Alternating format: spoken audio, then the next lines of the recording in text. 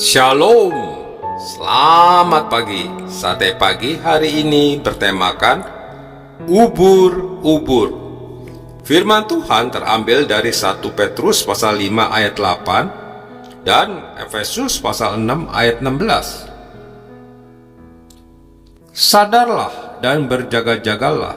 Lawanmu, si iblis berjalan keliling sama seperti singa yang mengaum-ngaum dan mencari orang yang dapat ditelannya. Ubur-ubur adalah sejenis binatang laut tak bertulang belakang yang termasuk dalam filum Cnidaria. Sebagai anggota Cnidaria ada dua jenis ubur-ubur, yaitu polip yang menempel di dasar laut dan medusa yang dapat berenang bebas dan berbentuk cangkir terbalik.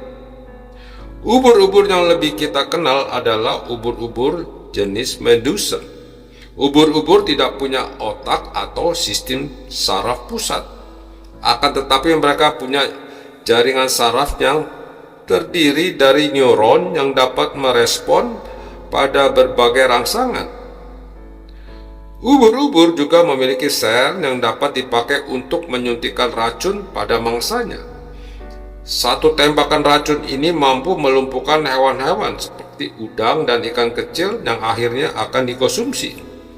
Ubur-ubur mendapat makanan dengan berbagai cara seperti berburu mangsa, menyerap zat organik yang larut di air, menjaring partikel makanan di air, dan mendapatkan nutrisi dari alga simbiotik di dalam selnya. Sebagaimana ubur-ubur yang mencari mangsa dengan berbagai cara, demikian juga dengan iblis. Musuh kita ini akan selalu mencari cara untuk melumpuhkan kita dengan hal-hal yang tidak terlihat berbahaya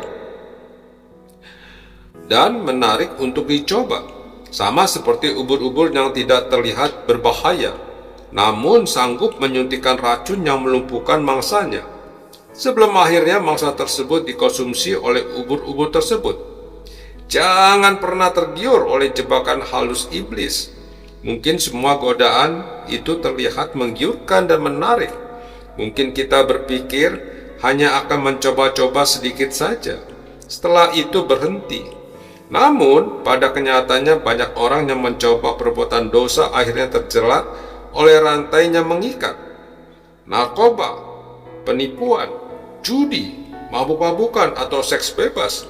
Semuanya itu terlihat tidak begitu berbahaya ketika dilakukan pertama kali. Namun iblis akan menjerat dan memaksa kita dengan memasang semua jebakan tersebut.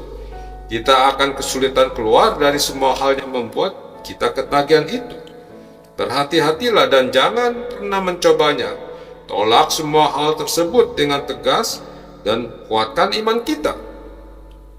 Alkitab juga mengatakan bahwa iblis bagaikan singa yang mengaum dan terus mencari mangsa yang dapat ditelannya.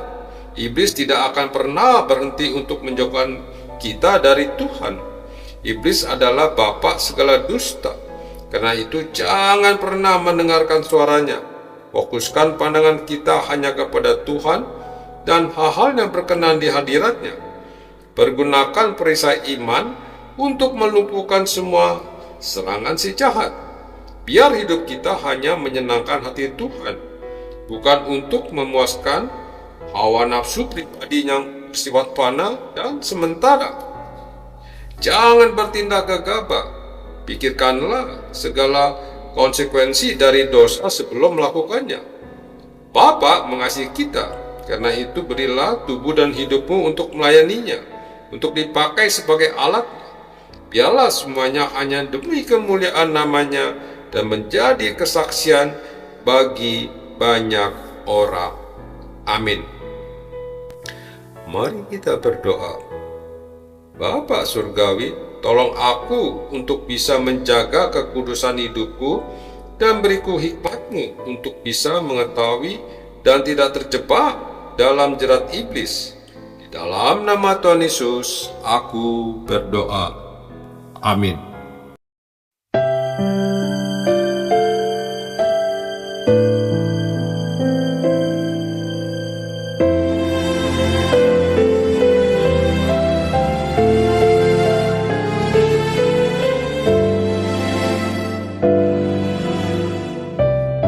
kasih setiamu yang ku rasakan lebih tinggi dari langit biru.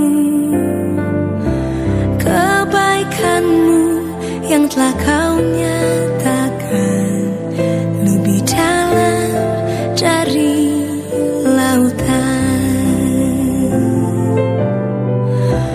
Berkat-Mu yang telah ku terima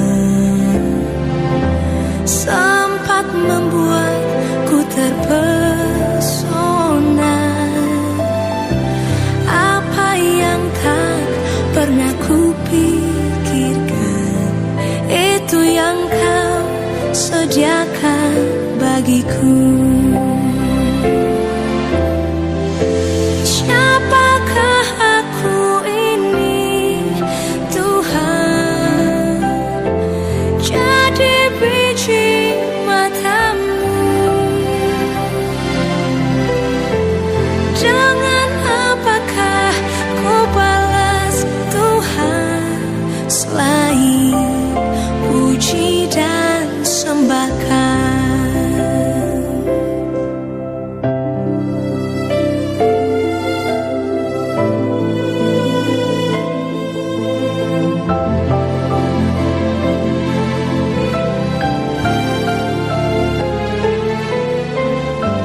Berkat-Mu yang telah ku terima sempat membuatku terpesona. Apa yang tak pernah ku pikirkan, itu yang kau sediakan bagiku.